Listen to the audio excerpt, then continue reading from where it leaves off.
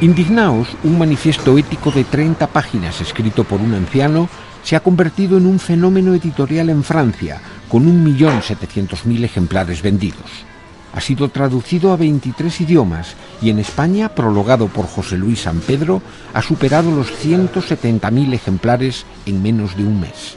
Ha sido un éxito inesperado, porque el breve texto de Stefan Hessel no contiene propuestas nuevas. Se limita a denunciar los últimos retrocesos sociales y, frente a la pérdida de valores éticos, insiste en recuperar los viejos ideales de la izquierda europea. Yo lo he interpretado el libro como un grito de alarma, como un toque de atención muy serio a lo que está sucediendo. La política, la democracia, está perdiendo terreno, o ha perdido muchísimo terreno, y en cambio lo han ganado poderes económicos, financieros, que no están elegidos. Creo que la llamada que ha hecho Hessel, el éxito que ha tenido, que es absolutamente incomprensible, porque el libro es muy poquita cosa, pero como todo aquello que desencadena movimientos sociales amplios, actúan como catalizador.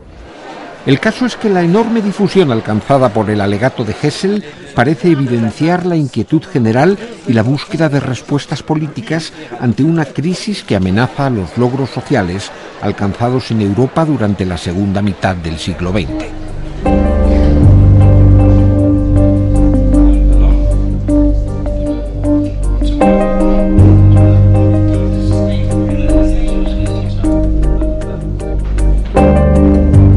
Hessel llama a la indignación como motor de la protesta ante el enriquecimiento amoral y la impunidad de los responsables de una crisis cuyas facturas pagan los sectores más débiles y frente al abismo de la desigualdad entre pobres y ricos en un planeta sometido a una sobreexplotación de recursos insostenible. Durante los últimos años, distintos intelectuales se han pronunciado en el mismo sentido que Stefan Hessel, e incluso casi con las mismas palabras, desde José Saramago o Ernesto Sábato a Jan Ziegler y Eduardo Galeano. Sin embargo, si la voz de Hessel tiene ahora tanto eco, se debe a que resuena en el enorme vacío ético causado por la crisis económica internacional. A sus 94 años, Hessel contempla el mundo desde la última curva de un largo camino, tras haber vivido intensamente en épocas turbulentas. Nació en Alemania, pero creció en Francia. Militó en la resistencia contra los nazis. Detenido por la Gestapo, escapó del campo de exterminio de Buchenwald, usurpando la identidad de otro prisionero muerto. Como diplomático en la ONU, fue uno de los redactores de la Declaración Universal de Derechos Humanos. Militó en el Partido Socialista y el movimiento ecologista.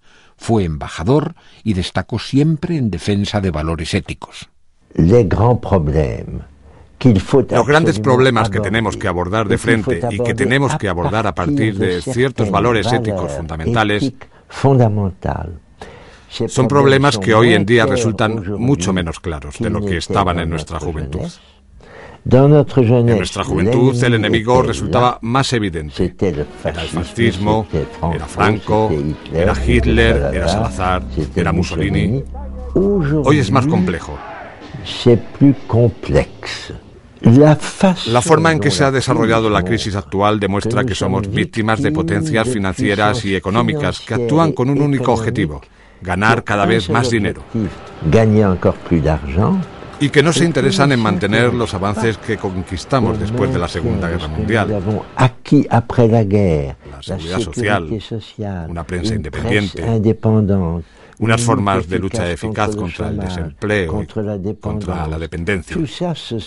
Todo eso fueron logros que surgieron de la Segunda Guerra Mundial y de la liberación, y que hoy ya no son tan fuertes.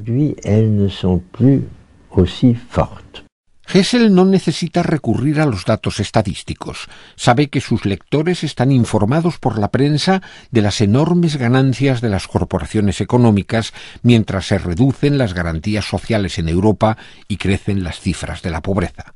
Su voz se alza ante la evidencia de una situación intolerable. Un antecedente del manifiesto de Hessel fue el libro Resistencia, escrito por Ernesto Sábato a modo de testamento ético. Con 95 años, agotado y enfermo, el escritor argentino releyó para Informe Semanal algunas de sus páginas. Creo que hay que resistir. Este ha sido mi lema. Pero hoy, cuántas veces me he preguntado cómo encarnar esta palabra, cómo vivir la resistencia. Pero ahora la situación ha cambiado tanto que debemos de evaluar detenidamente qué entendemos por resistir. No puedo darles una respuesta.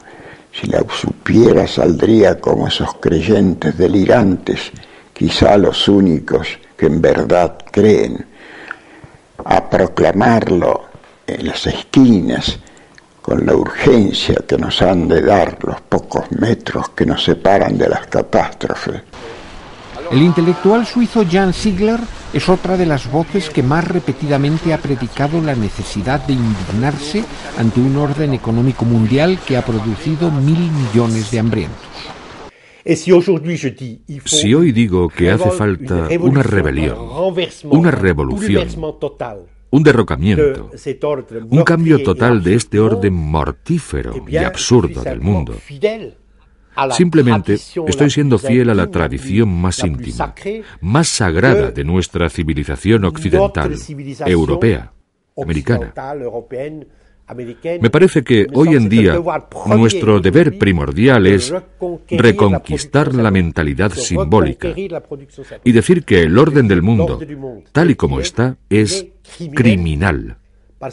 Porque es contrario totalmente a todas las exigencias del hombre y a los textos fundacionales de nuestras civilizaciones occidentales.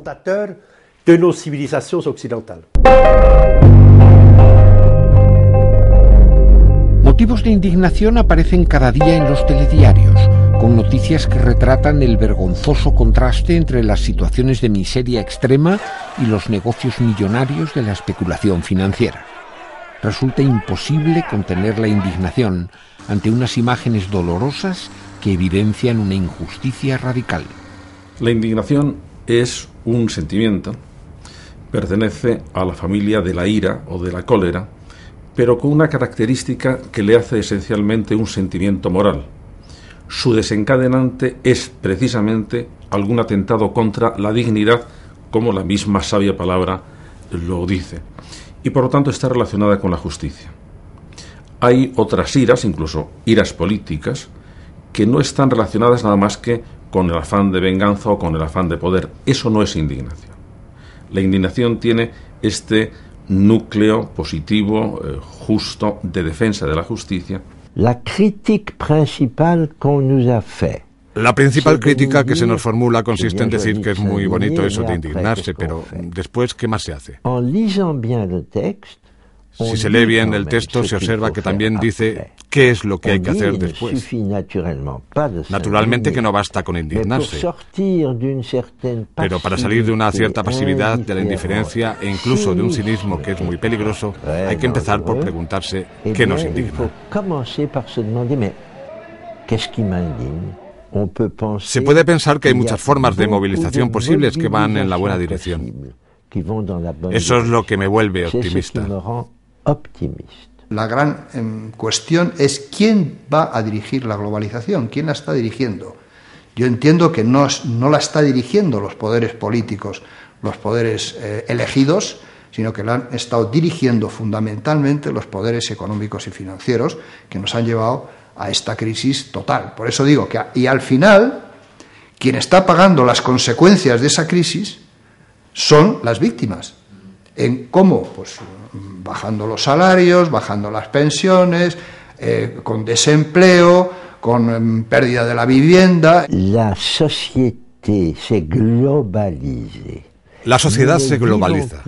Ya no vivimos de forma independiente en uno u otro país. Y eso puede ser una ventaja.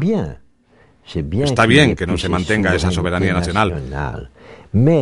Pero lo que ha suplantado la soberanía de todos es la economía y no la ética. Vivimos en un mundo global, en el cual los valores del éxito, de la conquista, la competencia, de ganar más dinero, etc., son los valores dominantes globalmente. Desde que la caída del muro de Berlín descartó completamente un pensamiento social ambicioso, como era el pensamiento de los países del Este, pernicioso en muchos aspectos, pero ambicioso en el plan social, es la economía la que triunfa ahora. Y se le dice a los gobiernos que su papel al frente del Estado consiste en hacer que los productos de su país se vendan ventajosamente en el mundo entero. Hasta ahora el malestar latente por los efectos devastadores de la crisis financiera no ha cristalizado en movimientos de rebeldía ciudadana, y las organizaciones sociales parecen desconcertadas, pese a que la venta masiva del libro de Hessel denote la necesidad de nuevos mensajes de indignación y esperanza.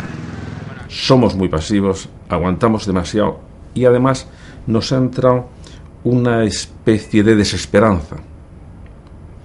Por muchos caminos nos estamos convenciendo de que no se puede hacer nada, de que nada tiene solución, de que no hay más cera que la que arde. No es verdad, el mundo está lleno de posibilidades y lo que tenemos es, junto a la epidemia de la tolerancia, una epidemia de desesperanza y también de pereza.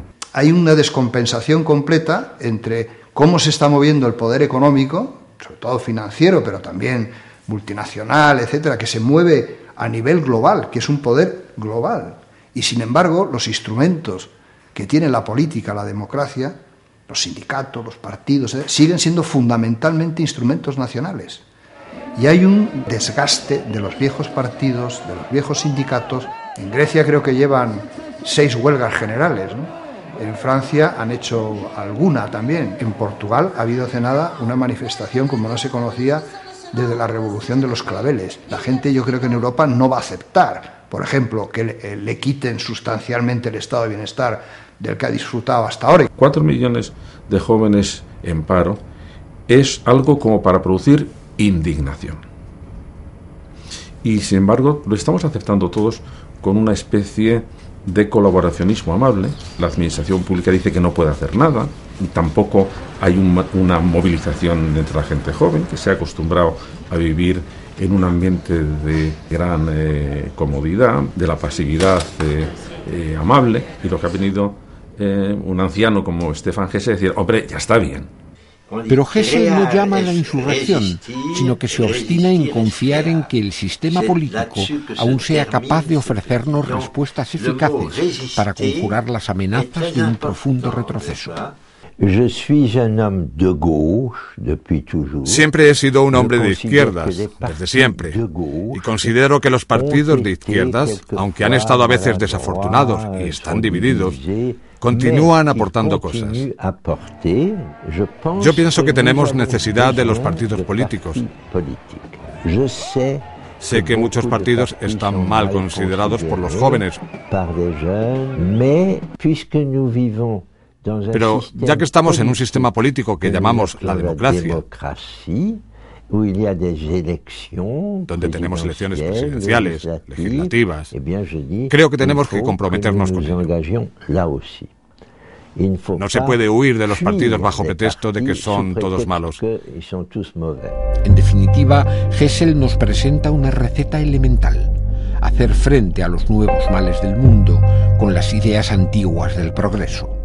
Su manifiesto, más allá de ser un grito de alarma, contiene la única salida posible: indignarse y actuar, recuperando los más viejos y nobles ideales del género humano.